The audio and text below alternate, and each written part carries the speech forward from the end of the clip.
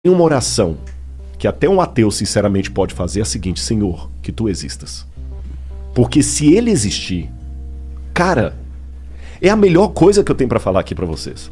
Se Deus de fato existir do modo como a Bíblia o revela, então fica tranquilo que ainda que você esteja morto, você viverá. Vamos deixar o beneplácito que eu fiz pesquisas pra isso. E eu cheguei à conclusão racional que a Bíblia é a palavra revelada de Deus. E essa palavra revelada de Deus, ela não me disse apenas informações sobre Deus.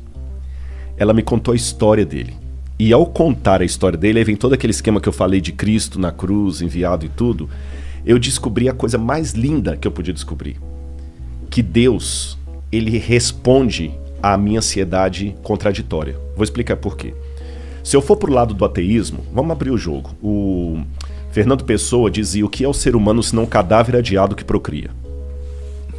E é isso que a gente é, você entendeu? É um corpo que faz sexo até morrer.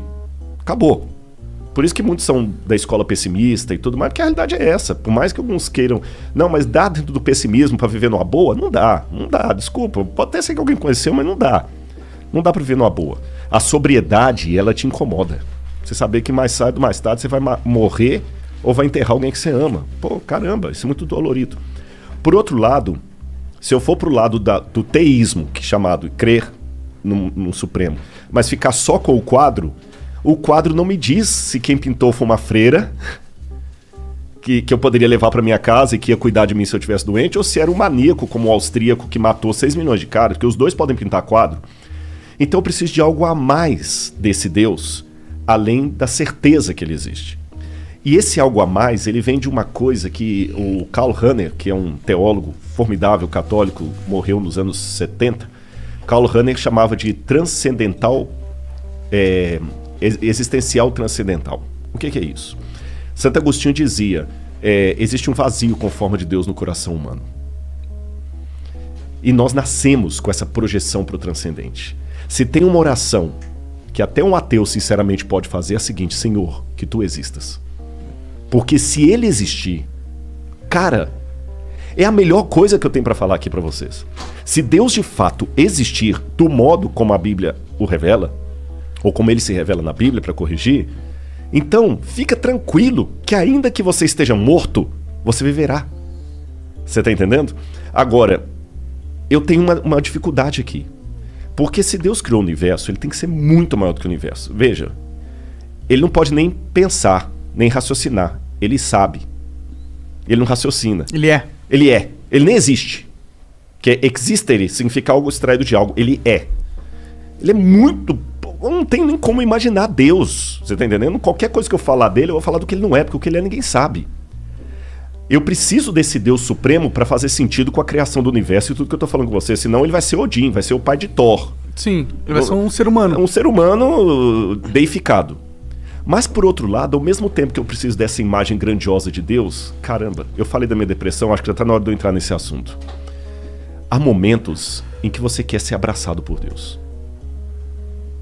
Mas como é que você pode abraçar o transcendente? Como é que a eternidade pode caber no meu coração? Ele é tão grandioso. Aí eu descobri uma coisa. O Martinho Lutero dizia o seguinte: os homens usam máscara para esconder o rosto deles. Deus é tão grandioso que ele usa uma máscara para se revelar. Porque a maneira de Deus se mostrar é se escondendo. Então, de novo, vou contar outra historinha. Um camarada tinha um aquário com aqueles peixes com água salgada do mar. E toda hora que ele ia colocar a comida ali, os peixes fugiam dele. Pô, que saco, eu gasto um dinheirão e tudo. Aí o colega falou: só tem um jeito desses peixes não fugirem, eles têm com medo, isso é muito grande para eles. Ele falou: qual que é o jeito? Ele falou assim: se você virar peixe e entrar aí dentro. Deus se encarnou. O Evangelho de João começa, o grego é muito lindo, não é para exibir, né? João fala assim: "Enarren hologos, kai hologos en prostonteon". No princípio era o verbo, e o verbo estava com Deus, e o verbo era Deus. E o verbo se fez carne e habitou no meio de nós. E vimos a sua glória, glória como do unigênito do Pai. Então Cristo é Deus em forma humana, de uma maneira que eu possa abraçá-lo. Paulo fala que ele se esvaziou, kenosis. Então, embora ele ainda tenha toda a plenitude da divindade no corpo dele, ele é tátil. E ele deixou as marcas dele na história. E vem a arqueologia. Eu fui lá, eu vejo as coisas. Ele passou na história, ele deixou o testemunho, o rastro dele ficou aqui. O DNA, entre aspas, né? Ficou aqui. E quando você se apega a essa fé que é racional, porque se não for uma fé racional, ela é crendice, é fideísmo. Soren Kierkegaard. Não é crendice. Eu sou crente, eu não sou crédulo. Cara, essa fé entra na sua cabeça e ela pega... Aí eu não me peço explicação que eu não vou saber dar. É o que eu falei, é o sabor, você não consegue. Ela pega a sua mente, mas ela pega também o seu coração. E você, com base em tudo isso, ouve aquela voz falando assim: filho, eu tô aqui. Eu te amo. E essa voz fica o tempo todo mostrando os sinais. Eu estava muito nervoso quando eu vim para cá com essa ligação. Então, racionalmente falando, não é questão de fantasia não, racionalmente falando, Deus mandou 3 anjos. Mas quando eu falo anjo aqui, não estou falando anjo com asa, apareceu não. São 3 seres humanos, mas que naquele momento que a palavra ângelo significa enviado, ele mandou um... Eu estava muito chateado com a ligação do carinha lá, que queria saber quanto que eu ganhava, como se eu estivesse me enriquecendo nas coisas da igreja. Eu fiquei muito chateado. Eu falei, puxa, vai dar agora que eu queria entrar aqui num espírito light para conversar com vocês e tudo e tal. Aí veio o cara lá do hotel, e eu fui pegar agora. Ele nem deixou eu pagar. Não, Rodrigo Silva, meu irmão, você vai e Deus está te abençoando. Eu nunca vi o cara na minha vida. É lógico que ele me conhece do YouTube e tal, né? Sim, você entende o porquê. Eu entendo o porquê, não foi nada sobrenatural, mas... Sim. A mente da gente, Igor e Monark, ela busca parâmetros. Quando você compra um carro, você começa a ver aquele carro toda hora na rua. Parece que a humanidade toda comprou aquele carro. Não é? Não, sempre teve aquele carro ali, mas que agora que você comprou, sua mente procura regularidade.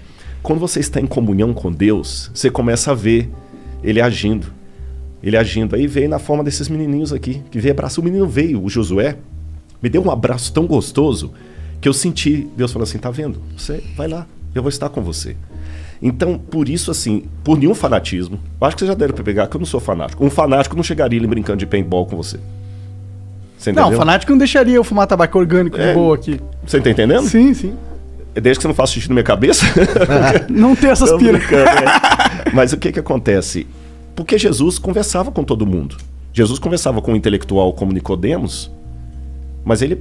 pegou aquela mulher também que o pessoal queria apedrejar e falou, vem cá, eu não te condeno não, vai, não peca mais, não peca mais, você entendeu? Ele pegou os improváveis, e eu sou fã de Jesus, gente, eu amo Jesus e eu procuro, do meu jeito humano, copiar Jesus em tudo. Consigo? Não, mas eu tento, e é tão gostoso. Sabe aquela música do Padre Zezinho antiga? Amar como Jesus amou, quem é católico lembra. Eu procurei... E, gente, eu falo com vocês, Deus é tão real que quase dá pra tocá-lo. Isso te ajudou quando você estava na depressão? Com certeza. Eu vou contar uma coisa pra vocês aqui. Olha, é a primeira vez que eu conto isso em rede, hein? Da hora, né? Mas eu tive que fazer terapia pra contar isso aqui. Poucas pessoas sabem disso. Eu estava numa clínica tratando da minha depressão.